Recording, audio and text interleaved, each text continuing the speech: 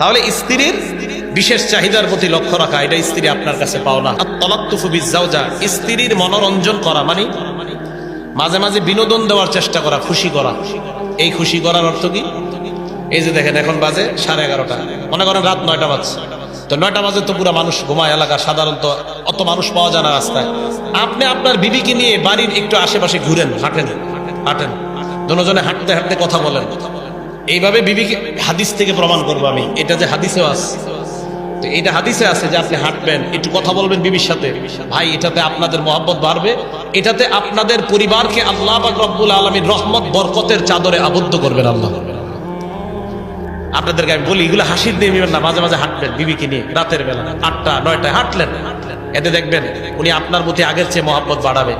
ওই আপনার বিবি আস্তে আস্তে গুনাহ ছেড়ে দিবে, না আমার স্বামী তো আমার প্রতি আগের চেয়ে ভালো খেয়াল রাখে, গুনাহ করবে না, বিশ্বাস করেন গুনাহ করবে না, গুনাহ ছেড়ে দিবে।